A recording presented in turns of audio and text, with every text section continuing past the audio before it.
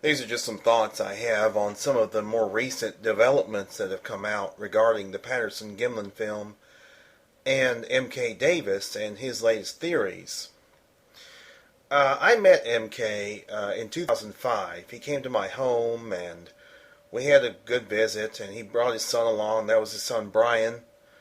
And M.K. is one of the nicest guys you could ever meet. Nobody's disputing that. He's a nice guy. I like him.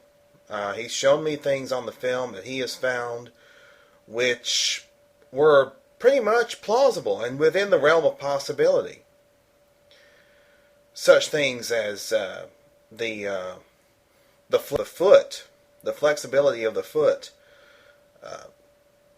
Jeff Meldrum even acknowledged how good that was and how important that find was. Also, things like, well, I don't know any delicate way to say this, the anal opening. I saw that on one clip that MK showed me.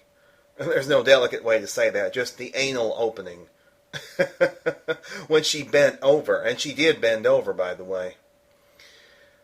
Now, MK has done a tremendous amount of work on the film. He's done excellent work as far as stabilizing it. A lot of you have probably seen the stabilization, which lasts about 12 seconds, where she walks across the screen, and the creature herself is stable while the background moves around. MK did an incredible job on that, I thought. Where I find fault with MK's theories, not with MK himself, but with his theories, is some of the things that he has proposed within the last 3 years. Such as saying that Patty is a human of sorts. I don't subscribe to the fact that Patty is human or that Bigfoot is human. I think it is. I go along with Diane Stocking as far as saying that it's a member of the genus Homo, but not Homo sapiens. At least I don't think it is. I think it's probably something like Paranthropus or Australopithecine or some other species like that, or some other form of early man. But not necessarily Homo sapiens. Well, not early man, but a hominid or a hominoid, as the Russians call them. I don't go along with Bigfoot being human or with Patty being human. Now, MK has also claimed that he found where she was carrying a stick in her left hand and that she dropped it. I don't know really what to make of that. I really don't know what to make of that, to be quite honest. I don't know. There appears to be something blurry in her left hand, but it's really hard to tell what it is.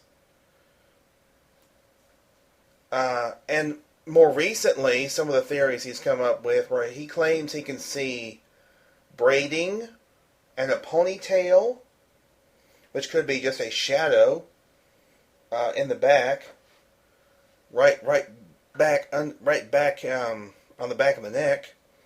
MK claims that he can see where she's got her hair styled up top, and she's got it in a top knot.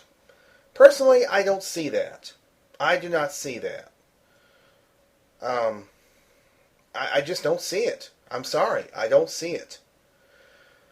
But these latest claims have really, within the last, about 10 months, within the past 10 months, there's been a multitude of, a flurry of anger and people rolling their eyes within the Bigfoot community at MK, because last summer, actually late last spring, he came out and said that Patty had been shot and was in the midst of a massacre.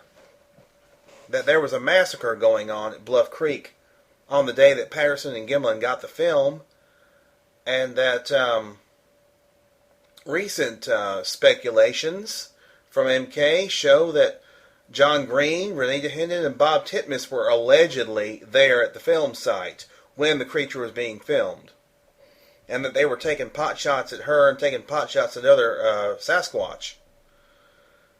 I really don't think that's possible. There's been some film footage that has surfaced which shows a hunting dog baying something.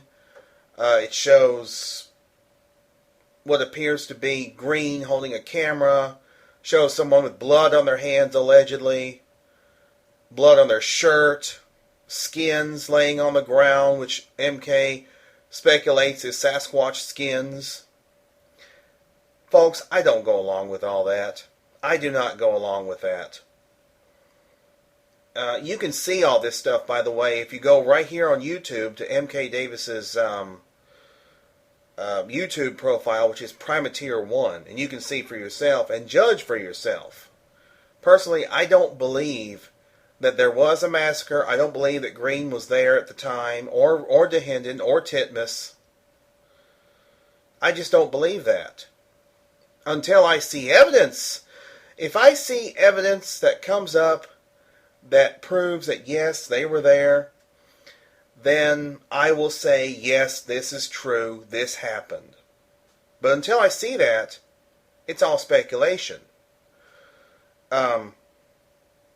Now, the film footage, of Green and Titmus and Dehinden could have been taken in August of 1967, not in October. Because there don't appear to be any fall colors in the footage that MK is now presenting as possible evidence that Green and Dehinden and Titmus were there when Patty was being filmed. I don't see any fall colors. It looks like late summer. Now, I'm no film expert. I never claimed to be. But I just don't see it. I'm sorry. MK's a friend of mine. I've known him for a while now, but I don't agree with him on this. I disagree with him on this. I'm sorry to say. I disagree with him. I think he's a nice guy. Nobody's disputing he's a nice guy. But nice guys can sometimes be wrong. And I'm not trying to trash anybody here. I realize that I got a little bit of hot water last summer for defending MK. But I was defending MK the man. I was not defending his theories. Nowhere in any blog post or on any radio show did anybody hear me or read where I was defending his theories, because I wasn't. I was defending him as a person, not his theories, which I do disagree with. But this isn't about me. This is about the film. I believe the film is the real thing until there's further evidence that emerges to prove otherwise. But I don't agree with these theories. I'm sorry.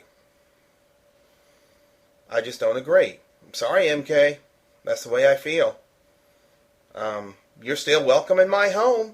Knock on my door, I'll let you in, and we'll visit. But I just don't agree on these particular theories. Hope you understand. Thanks for listening, folks.